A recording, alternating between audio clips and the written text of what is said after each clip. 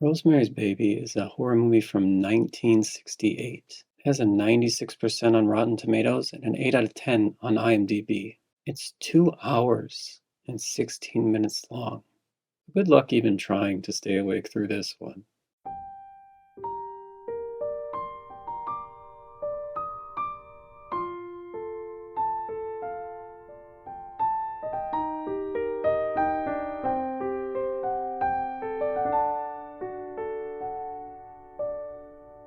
The movie starts with 2 minutes of Mia Farrow singing a song that's called Lullaby.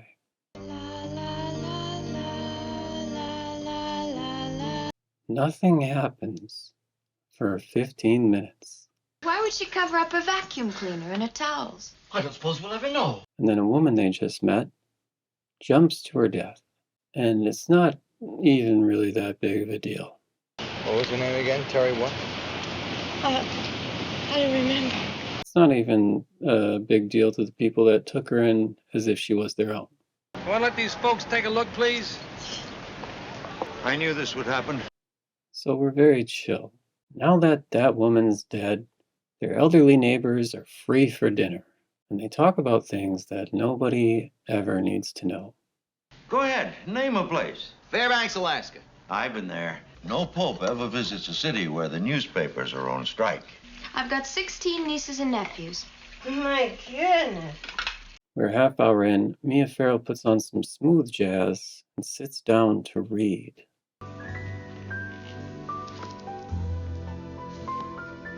So now we're 42 minutes into the movie. There's a good chance you've been asleep for at least 30 minutes. But if you are awake, trigger warning, because it's heavily implied that she's drugged and taken advantage of by the devil.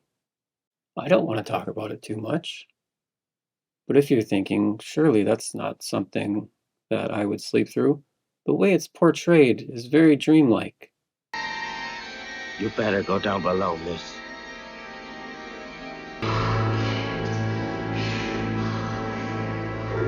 So considering what it is, it's not going to affect the sleepability of the movie. Let's move past it, because it's not something anyone wants to talk about. So then we get back to nothing happening, and an hour and 3 minutes into the movie, some old people come over, and they talk about herbs. Can a root be an herb? You sure you don't mean anise or orange root? Of a tennis. A couple minutes after that, the characters start talking about other characters in the movie. And this happens a lot. A good portion of the dialogue is just talking about the other couple people in the movie. And it's not even that interesting. God, did you ever notice he has pierced ears? You're kidding. No, I'm not. I saw. So now it's Christmas time in the big city, and you're probably thinking, this is going to be quite noisy. But no, they play some relaxing winter in the city music. Pain, be gone. I will have no more of thee. If you do wake up and you want to know what's going on, she's in the city to get lunch with her friend who is an old man. So you're not missing much. He doesn't show up, so she calls his apartment to see where he is. This conversation takes place over a payphone with a woman who has an accent. Other than that, it is dead quiet. Yes? Is this Edward Hutchins' apartment? Yes, who is this, please? Absolutely wonderful for sleeping. She finds out that he too is in a deep coma. At the moment, he's totally unresponsive. She takes the news very well. She remains chill. Is there anything I can do? Not really. Right, thank you. Now, at this point in the movie, she is pregnant. But because she's pregnant, she's at home and she's in pain. She's breathing deep, watching an old TV, and it's pouring rain outside. Possibly the easiest to sleep through scene of pain ever captured in a movie. The next scene is a New Year's Eve party which you might assume is going to be pretty loud. But lucky for us, the party is with some old people and her old doctor. Happy New Year. Happy New Year. An hour and 20 minutes into the movie, she begins to argue with her husband because she is in pain. She's been in pain the whole pregnancy. So things are getting a little bit dramatic. They're my friends. Don't They're a call them bunch of bitches. not very bright bitches. But just then, the pain goes away. Pain, stop. It's like that. Stop. And everything is fine again. An hour and 25 minutes into the movie, she gets a call that her friend who went into a coma has died. But she's not going to disturb us. She takes it well. Hutch is dead. So after his funeral, she gets home, she puts on some slippers, and she reads a book. Born in Glasgow in 1846. Then she uses Scrabble game pieces to make multiple attempts to silently solve an anagram.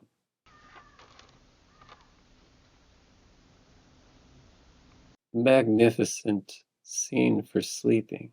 An hour and 42 minutes into the movie, when most movies would be over, she decides to make a phone call. Would you like to leave a message? This phone call is one of several throughout the movie. As a matter of fact, immediately after this phone call, she's going to fake a phone call and then receive 2 phone calls.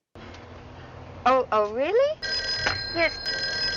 The phone call that she receives is from a doctor. She tells this doctor, "I want you to deliver this baby that's due in a couple days because there's a plot against me and this baby. I need to see you tonight.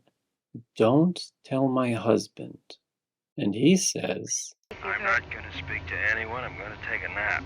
she goes to see the doctor that night. She tells him that she believes her other doctor and her husband are part of a group of witches.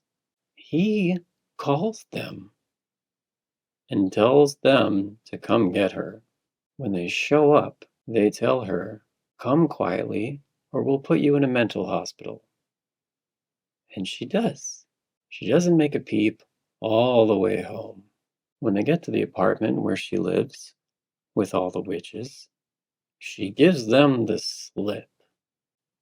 She gets away, she gets to her apartment, she locks her door. Her husband and the doctor get in, and she starts to yell.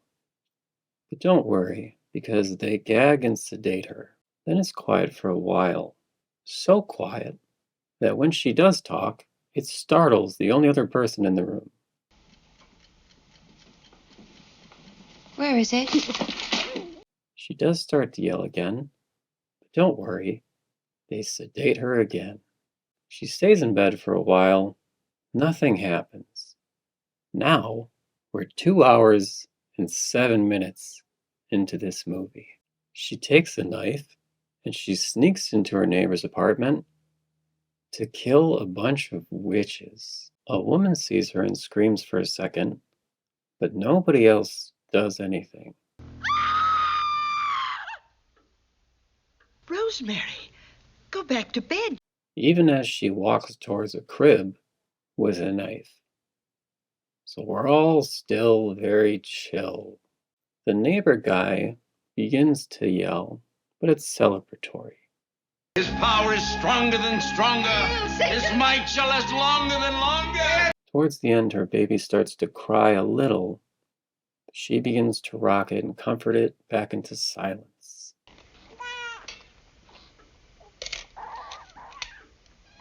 Then the movie ends as it began, with Mia Farrow singing the song Lullaby.